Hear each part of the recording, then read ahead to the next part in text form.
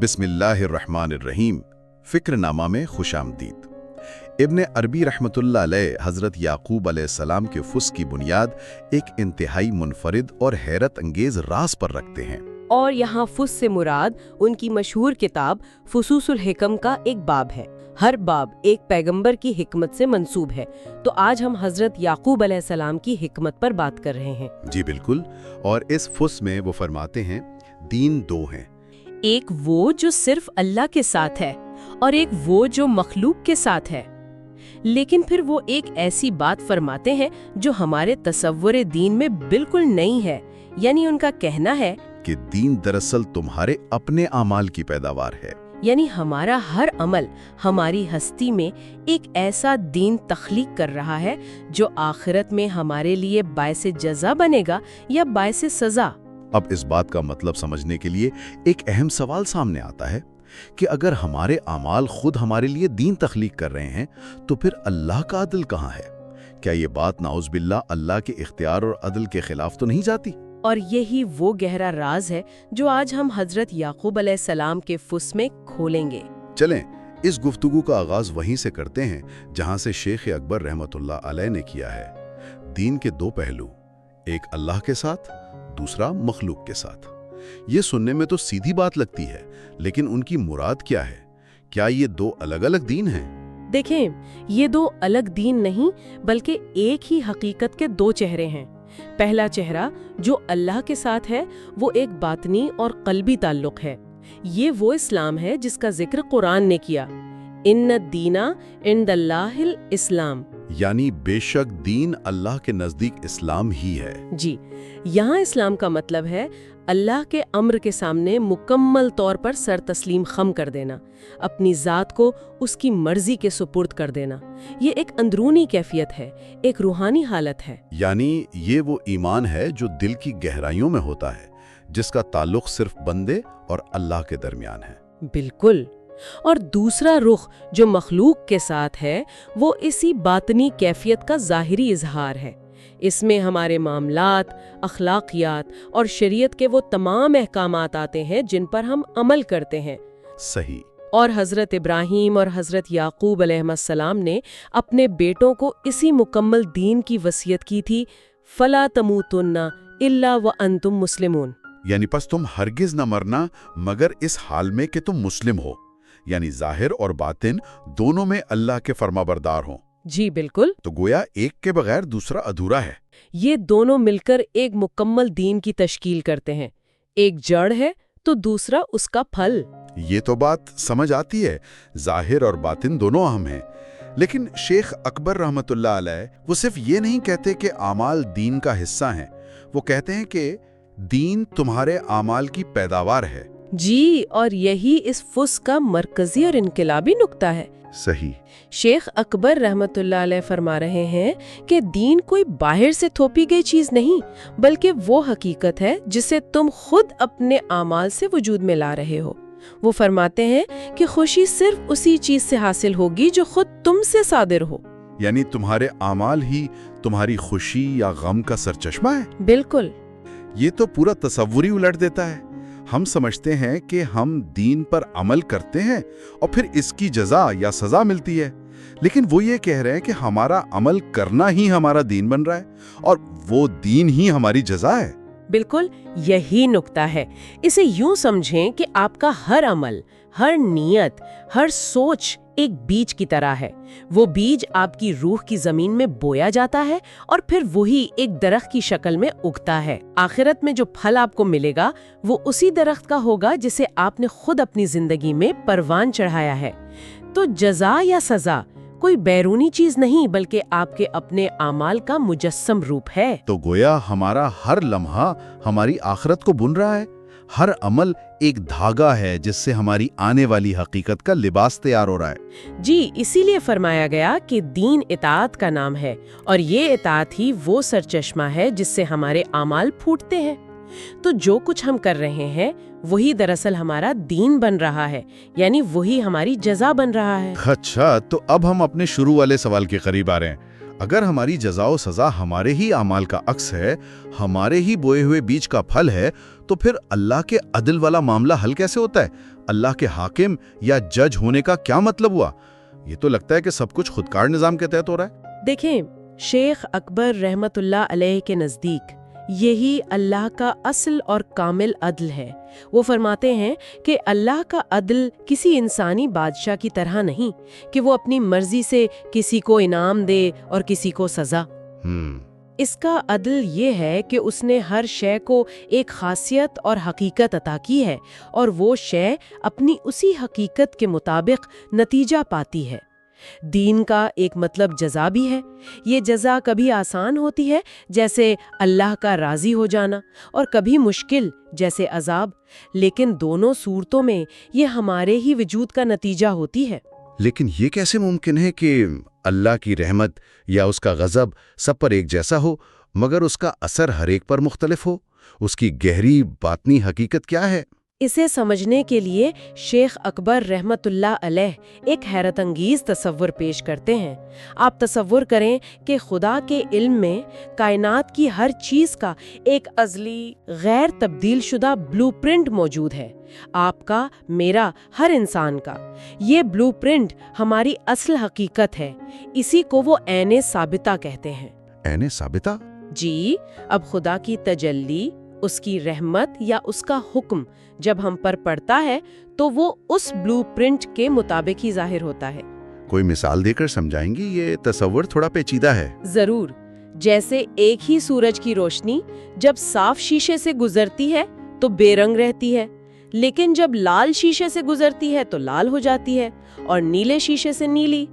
روشنی ایک ہی ہے، مگر نتیجہ شیشے کی اپنی خاصیت اور رنگ پر منحصر ہے۔ صحیح۔ اسی طرح اللہ کی تجلی ایک ہے، لیکن ہر انسان اسے اپنی عین ثابتہ یعنی اپنے ازلی بلو پرنٹ کے مطابق قبول کرتا ہے اور اسی کے مطابق عمل کرتا ہے۔ سبحان اللہ۔ اچھا، تو اگر میں اسے ٹھیک سمجھ رہا ہوں، آپ یہ کہہ رہی ہیں کہ ہم جو کچھ کر رہے ہیں وہ دراصل ہماری اپنی ہی باطنی حقیقت، ہمارے اسی بلو پرنٹ کا ظہور ہے۔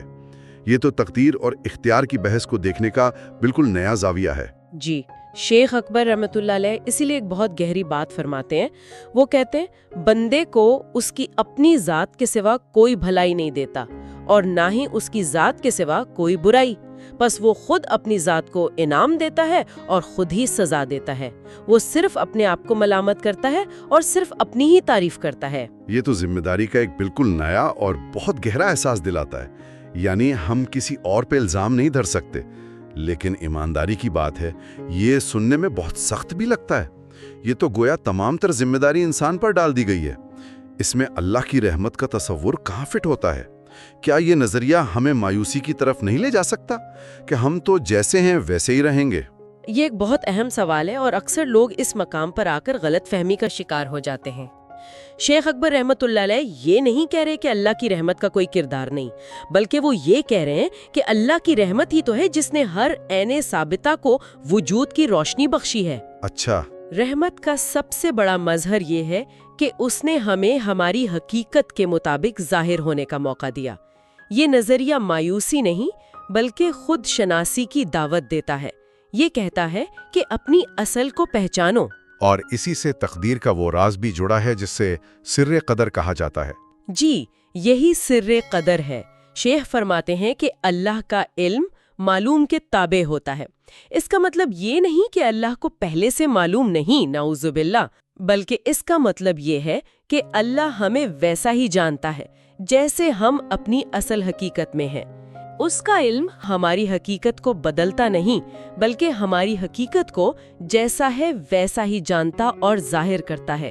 بس اس کا فیصلہ ہماری حقیقت کے عین مطابق ہوتا ہے، اور یہی اس کی حجت قاطعہ ہے، یعنی ایسی دلیل جس کے بعد کوئی اور دلیل باقی نہیں رہتی، کیونکہ فیصلہ خود ہماری اپنی ذات سے صادر ہوتا ہے۔ تو اب اس ساری گفتگو کی روشنی میں حضرت یعقوب علیہ السلام کی وصیت فَلَا تَمُوتُنَّ إِلَّا وَأَنْتُمْ مُسْلِمُونَ کو کیسے سمجھا جائے؟ اس کا مطلب صرف یہ نہیں کہ مرتے وقت کلمہ پڑھ لینا، بلکہ اس کا مطلب یہ ہے کہ ایک ایسی زندگی گزارو کہ جب موت آئے تو تمہارا ظاہر اور باطن دونوں اللہ کے سامنے جھکے ہوئے ہوں۔ تمہارے ظاہری اعمال یعنی مخلوق کے ساتھ تمہارا دین تمہاری باطنی تسلیم و رضا یعنی اللہ کے ساتھ تمہارے دین کا مکمل عکس ہوں۔ یہ صرف ظاہری اطاعت نہیں بلکہ اپنی اس حقیقی تقدیر، اپنے اس ازلی بلو پرنٹ کے سامنے سر جھکا دینا ہے جو علم الہی میں تمہارے لیے ازل سے موجود ہے۔ یہ اپنی عین ثابتہ کے ساتھ مکمل ہم آہنگی میں جینے کا نام ہے۔ شیخ اکبر رحمت اللہ علیہ نے اپنی بات کو سمجھانے کے لیے طبیب اور فطرت یعنی نیچر کی ایک بہت خوبصورت مثال بھی دی ہے۔ وہ کیا ہے اور اس کا اس موضوع سے کیا تعلق ہے؟ جی، وہ ایک اور پیچیدہ گتھی کو سلجھانے کے لیے یہ مثال دیتے ہیں۔ وہ فرماتے ہیں کہ ایک طبیب یا ڈاکٹر کو دیکھیں، ایک لحاظ سے وہ فطرت کا خادم بھی ہے اور نہیں بھی۔ جب وہ کسی بیماری کا علاج کرتا ہے تو وہ فطرت کے ایک مظہر یعنی بیماری کے خلاف کام کر رہا ہوتا ہے۔ صحیح۔ لیکن وہ ایسا کیوں کرتا ہے؟ وہ فطرت کے ایک دوسرے اور بہتر مظہر یعنی صحت کو پانے کے لیے ایسا کرتا ہے جو خود فطرت کا ہی حصہ ہے۔ تو وہ ایک ہی وقت میں فطرت کی ایک حالت کی مخالفت بھی کر رہا ہے اور دوسری حالت کی خدمت بھی۔ بہت دلچسپ۔ اور اس کا تعلق انبیاء اور دین سے کیسے بنتا ہے؟ انبیاء اور ان کے وارثین یعنی اولیاء اور علماء بھی امر الہی کے خادم ہیں۔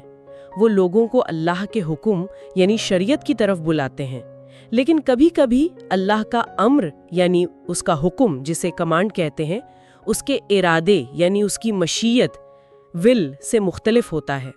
امر اور ارادے میں فرق، اسے ذرا آسان الفاظ میں سمجھائیں۔ جی، اللہ کا امر ایک عمومی قانون ہے جیسے ٹریفک کا قانون کہ سب سرخ بتی پر رکے، یہ حکم سب کے لیے ہے۔ لیکن اللہ کا ارادہ اس بات کا علم ہے کہ کون اپنی فطرت، اپنی جلد بازی یا اپنی احتیاط کی وجہ سے اس قانون پر عمل کرے گا اور کون نہیں۔ اچھا۔ اللہ کا ارادہ ہمیشہ غالب آتا ہے، امر نہیں۔ یعنی اللہ کا حکم تو یہ ہے کہ سب ایمان لے آئیں، سیدھے چلیں، لیکن اس کی مشیت یا ارادہ اس شخص کی اپنی اصلی حقیقت یعنی اس کی عین ثابتہ کے مطابق ہوتا ہے جو شاید سیدھا چلنے کی استعداد ہی نہ رکھتی ہو۔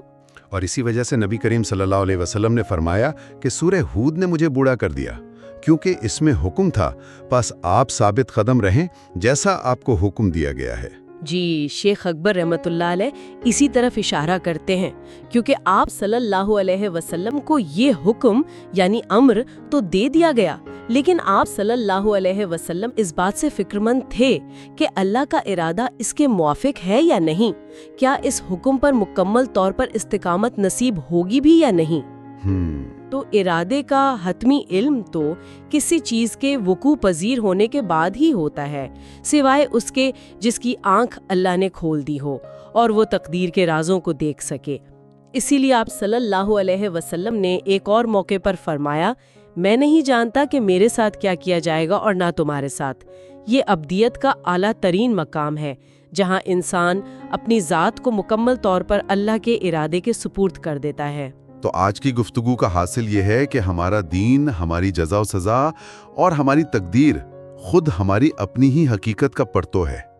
یہ فہم ہمیں خوف پر مبنی اطاعت سے نکال کر معرفت پر مبنی ذمہ داری کی طرف لاتا ہے۔ یہ ہمیں بتاتا ہے کہ ہم جو کچھ بو رہے ہیں وہی کاٹیں گے، کیونکہ بیج اور فصل ایک ہی حقیقت کے دو رخ ہیں۔ اور یہ ہمیں ایک سوال پر چھوڑ جاتا ہے کہ محض یہ پوچھنے کے بجائے کہ مجھے کیا کرنا چاہیے، یہ بھی سوچا جائے کہ علم الہی میں میری حقیقت کیا ہے اور میرے اعمال اس حقیقت کی عکاسی کیسے کر رہے ہیں۔ یہ خود شناسی کا ایک نہ ختم ہونے والا سفر ہے جو بالآخر خدا شناسی کی طرف لے جاتا ہے۔ اور فکرنامہ کو سبسکرائب کریں تاکہ اگلا در، اگلی روشنی آپ تک سب سے پہلے پہنچے۔